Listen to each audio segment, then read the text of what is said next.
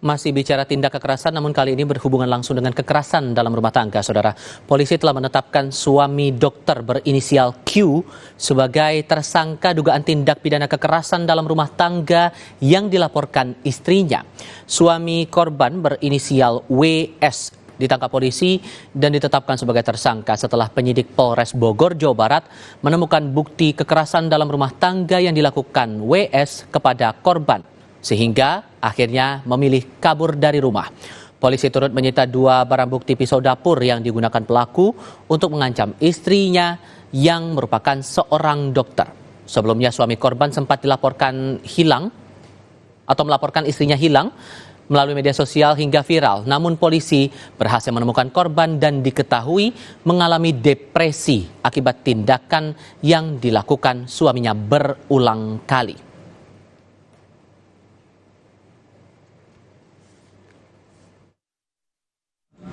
Bukti permulaan yang cukup dengan 2 alat bukti bahwa kami menerapkan kekerasan dalam rumah tangga yang menyebabkan si korban ini kabur dari rumah, yang dimana korban adalah pasangan ini suami istri.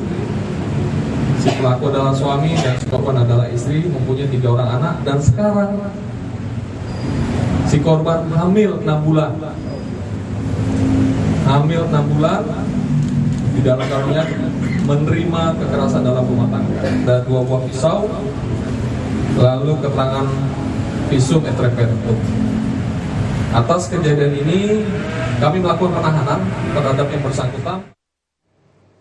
Ini yang perlu Anda pahami soal kekerasan dalam rumah tangga yang terus muncul dalam beberapa waktu kebelakang ini, saudara. Data yang kami himpun dari Komnas Perempuan mencatat jika pada tahun 2021 ada sebanyak 171 kasus kekerasan dalam rumah tangga, sementara di tahun 2022 angkanya pada 111 kasus kekerasan dalam rumah tangga. Dan yang perlu dicatat di sini adalah perempuan menjadi korban dalam tindakan semacam ini.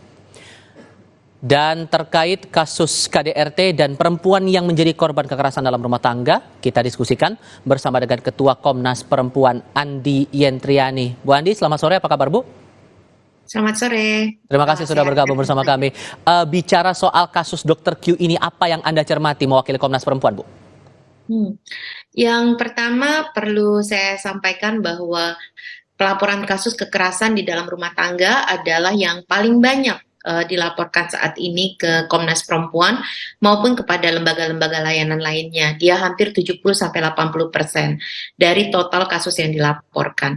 Dan kalau kita membuat hitungannya, ini ada lebih 580.000 kasus yang sudah dilaporkan dalam 2 dekade terakhir, dan rata-rata itu setiap 1 jam itu ada 3 perempuan yang menjadi korban kekerasan di dalam rumah tangga, dan paling banyak adalah dalam posisinya sebagai istri. Nah, di kasus yang kita diskusikan pada sore hari ini, dari informasi berita kita bisa mengetahui bahwa pihak istri adalah yang justru menjadi pencari nafkah. Nah, ini menunjukkan bahwa kekuatan atau kemandirian ekonomi itu tidak serta-merta membuat seorang perempuan dalam posisi sebagai istri bisa bebas dari kekerasan yang dilakukan oleh pasangannya.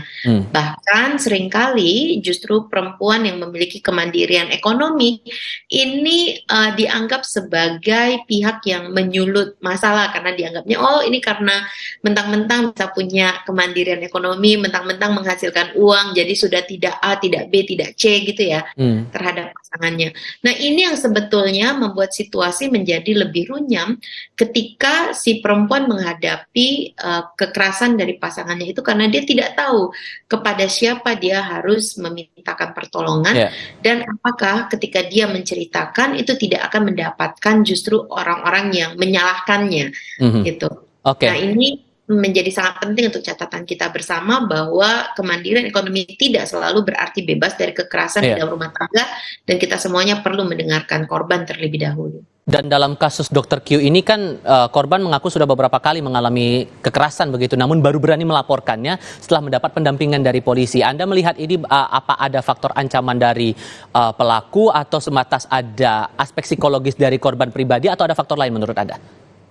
Pada saat ini belum banyak komentar yang bisa kami sampaikan ya, karena memang belum menerima pengaduannya secara utuh untuk bisa memahami apa yang terjadi. Tetapi kalau kita lihat dari sejumlah kasus yang pernah dilaporkan, memang ada beberapa faktor yang memungkinkan proses untuk pelaporan itu terlambat ataupun tertunda setelah mengalami berbagai bentuk kekerasan lainnya. Itu mengapa sebenarnya seringkali perempuan yang melaporkan itu dia bukan peristiwa pertama. Ya. Seringkali dalam peristiwa yang sudah berulang-ulang sebetulnya ketika dia sudah tidak bisa lagi menahan gitu ya deraan yang ia hadapi. Dan untuk kasus Dr. Q ini kan sebetulnya dia juga berusaha untuk melarikan diri ya. Yeah. Sangat senang bahwa kemudian banyak dari masyarakat yang berusaha untuk melakukan dukungan dan juga pihak kepolisian, dan ini sangat penting karena dalam kasus yang lain nih Mas, seringkali juga ada pihak pasangan yang setelah melakukan tindakan kekerasan yang mengakibatkan istri harus meninggalkan rumahnya,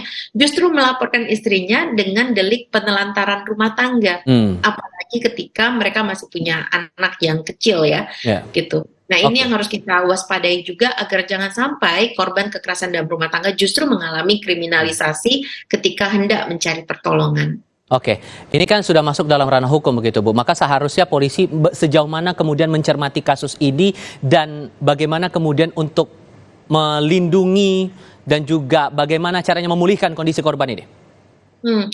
Kalau kita membaca pada Undang-Undang Penghapusan Kekerasan di dalam Rumah Tangga, pihak kepolisian dapat memberikan perlindungan dengan segera. Dan itu berarti juga memberikan kesempatan untuk berada di tempat yang aman.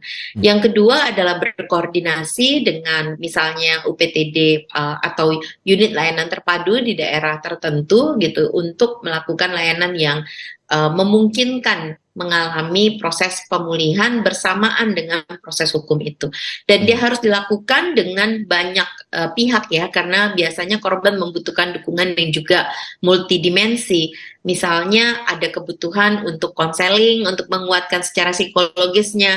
Jika memang penganiayaannya secara fisik menimbulkan luka, maka perlu ada pendampingan kesehatan fisik. Tetapi juga yang penting biasanya untuk perempuan, apalagi punya anak, rasa amannya itu juga hadir dari keyakinan bahwa anak-anaknya dalam posisi yang aman. Dan ini juga harus bisa dipastikan.